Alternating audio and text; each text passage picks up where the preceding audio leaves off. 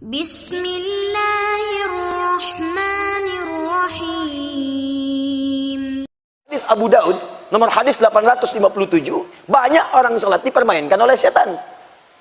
Ya kata Nabi, jika anda sudah mulai bertakbir, fa idza kabbara, hadisnya idza udzina fa qara syaitanu alaihi dharatun, sejak azan mulai dikumandangkan, maka setan akan berlari meninggalkan anak Adam sambil terbirit-birit. Makanya tak usah heran, jangan heran kalau ada anda sedang berjalan dengan satu orang, bahkan orang itu pun bukan muslim, azan berkumandang, Allahu akbar, Allahu akbar, dia akan berkata kepada anda yang muslim, sudah azan, sudah azan, apa tidak sholat dulu kamu? Karena setan sedang pergi. Fa'idha thuwiba fa'ada. Tapi kalau adanya selesai, balik lagi setannya. Maka orang yang muslim bisa menjawab, tenang aja, baru adzan, belum qomat. Balik setan. Sampai iqamat dikumandangkan, mulai takbir, orang sholat akan mulai merasa fokus. Silakan bapak ibu perhatikan, tuan puan lihat, setiap orang mau sholat biasanya tuh tenang, fokus. Tapi kalau sudah takbir, Allahu akbar, kata Nabi, fayaqulu syaitanu, maka setan akan mulai berkata kepadanya. Ada setan yang khusus menggoda orang sholat. Setan itu punya jurusan juga, spesialisasi. Ada 9 jenis setan. Saya nggak tahu kuliahnya di mana itu. Rektornya iblis. Ya, itu 9 jurusan. Bu, setan masjid ada, Bu. Tugasnya menggoda DKM masjid. Betul, bukan jamaah. Sebab kalau DKM itu sudah rusak, jamaah pun nggak pengen ke masjid. Kalau jamaah satu nggak ke masjid, yang lain datang, hilang satu, tumbuh 1000. DKM rusak, malas orang datang. Kenapa saya mesti ke masjid? DKM-nya aja rusak. Di rumah ada setan. Hati-hati, setan masjid, setan goda orang sholat, namanya khinzib. Setan goda orang wudhu, sejak keluar dari tempat wudhu digoda setan, namanya walhan.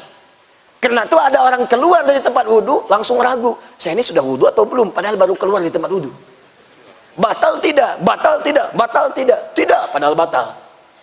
Batal, padahal tidak. Walhan. Ada setan khusus menggoda rumah, namanya dasim. Setan rumah. Masuk rumah, kata Nabi ucapkan salam. Assalamualaikum.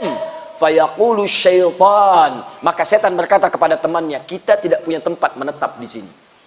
Bahasanya kita tidak punya tempat. Artinya, boleh jadi bapak, ibu datang dari tempat lain, setannya ikut ke rumah. Begitu diucapkan salam, setannya berkata kepada yang baru ikut tuh, kita nggak punya tempat di sini, nggak usah ke sini. Awas, hati-hati Bu. Ibu ke mall, ke supermarket, itu setan pasar bisa pulang. Setan pasar ada Pak. Itu yang sering bikin ibu kadang-kadang terngiang-ngiang sampai di rumah akan tas yang belum sempat terbeli itu. Datang supermarket, lihat tas bagus, sampai rumah kepikiran. Baru mau tidur dialog dengan suami. Pak, tahu nggak Bang, tadi itu tasnya bagus sekali itu. Cuman sayang tak sempat beli. Itu setan pasar ikut ke rumah, dibisik-bisik supaya nggak fokus dalam ibadah. Kata suami, mah, tas itu nggak penting, yang penting isinya itu bisa mengantarkan kita ke surga. Masya Allah. Iya Pak ya, astagfirullah, astagfirullah, yang penting kita ke surga Pak ya. Tapi tas yang tadi bagus kok Pak. Bisa bawa ke surga juga, nah itu masuk. Cara mengusirnya masuk rumah, ucapkan assalamualaikum, fayaqul li sahibi, dia berkata kepada setan temannya, kita tidak punya tempat menetap. Tapi kalau anda tak ucapkan, hati-hati, dia bersemayam di situ. Karena itu setiap orang masuk ke ruangan, baru pulang dari masjid, masuk kamar kosong, itu kalaupun kita masuk, perasaan kita tiba-tiba bisa gundah.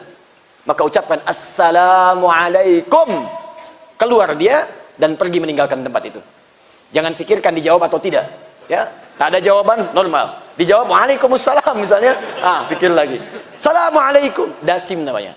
Ajarkan pada anak-anak, pada orang dewasa, pada remaja. Masuk, ucapkan salam. Saya punya anak, sekarang usia 6-7 tahun. Mau masuk 7.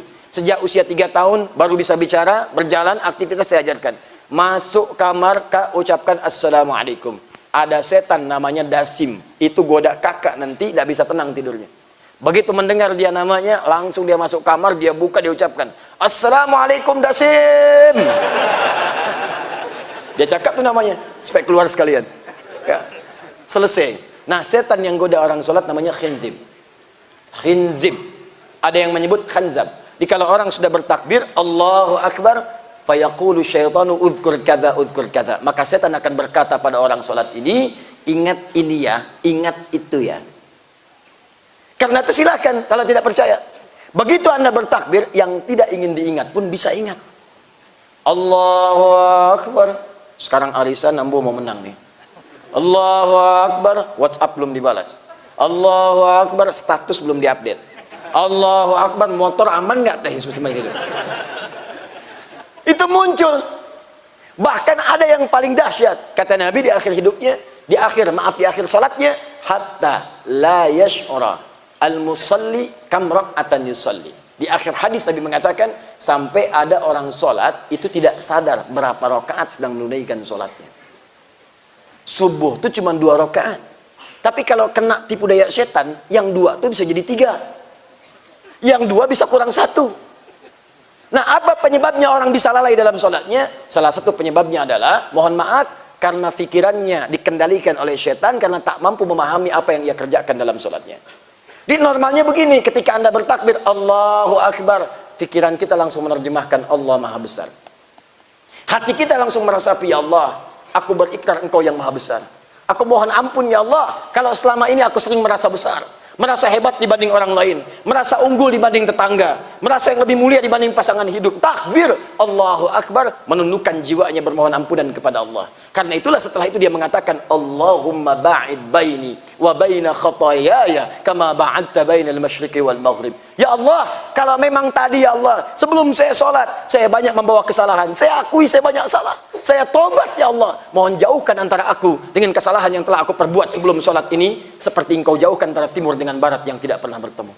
Itulah yang dikerjakan sahabat Abu Bakar As-Siddiq. Begitu beliau takbir, itu tangannya langsung bergetar, air matanya keluar.